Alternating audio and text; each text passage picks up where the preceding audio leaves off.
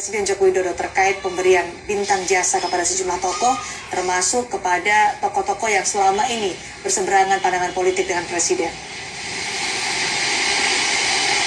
Ya, Sidi dan juga saudara. Ya, ini juga mengapresiasi sikap pemerintah dengan pemberian penghargaan ini. Selengkapnya apa yang disampaikan oleh mereka?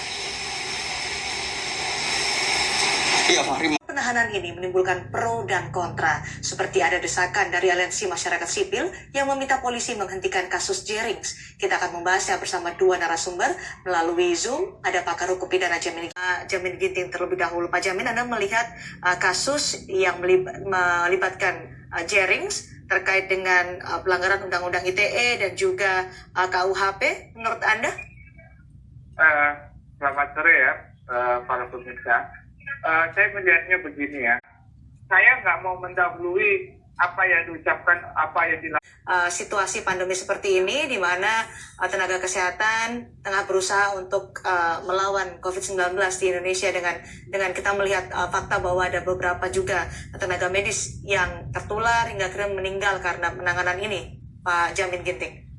Ya benar, jadi saya khawatir sekali ini menjadi suatu simbol perlawanan nantinya. Bisa silakan Mas Usman. Oke.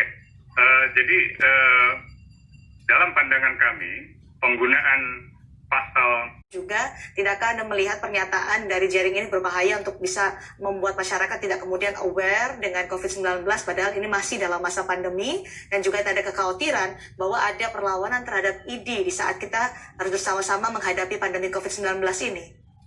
Ada 6 hal yang diatur di dalam standar internasional, khususnya hukum internasional. Yang pertama adalah konteks di dalam berekspresi. Pak Jamin, jadi penggunaan pasal pidana Undang-Undang ITE tidak tepat, kemudian penahanan Jering dipaksakan tidak perlu, bahkan dianggap oleh tadi Mas Usman apa yang disampaikan oleh Jering sini tidak berdampak dan tidak menimbulkan keresahan atau pada ketertiban umum. Menurut Anda? Saya kira kalau penetapan terdakwa itu sudah didasarkan kepada alat bukti yang cukup. Tidak ada terdakwa dilakukan dengan tersangka, Pak Jamin. Itu clear. Tersangka, ya. Nah, jadi tersangka. Dan sudah ada 2 alat bukti yang sudah dihadirkan. Ya tentu dilakukan suatu. Sebaiknya menurut saya hukum pidana itu memang memberikan efek jerah. Tetapi kita harus melihat hukum pidana itu bukan sebagai untuk balas dendam ataupun mengekspresikan kebencian juga akhirnya dengan hukum pidana itu sendiri. Alangkah eloknya sebenarnya ID itu memanggil dan menegur. Tetapi kalau sudah ditegur tidak mau juga dan sudah mempengaruhi masyarakat dengan omongan yang bisa mengakibatkan ini menjadi benci masyarakat dengan kalimat itu baru laporan pidananya muncul. Nah ini yang harus pendidikan sehat terhadap masyarakat mengenai permasalahan yang ada dan tidak ada misalnya. Masyarakat kadang suka masih bingung bagaimana ini disebut ekspresi, bagaimana ini disebut sebagai ujaran kebencian, Pak Jamin. Ini yang kemudian masyarakat harus mengerti atau paham akan perbedaan ini. Nah inilah sekarang kritik ya dan kebencian ini beda-beda titik. Makanya kalimat-kalimat mana yang dianggap sebagai kritik, bagaimana kalimat dianggap. Apresiasi juga langkah yang diambil oleh pihak kepolisian. Lalu apa yang menurut Anda paling tepat untuk dilakukan? Kalau tadi Pak Jamin nyatakan ini harus ada perdamaian lah antara Jering dan ID. Ya, tadi saya akhirnya merasa bahwa Pak Jamin pun juga sebenarnya sepakat bahwa ini tidak perlu dipidanakan.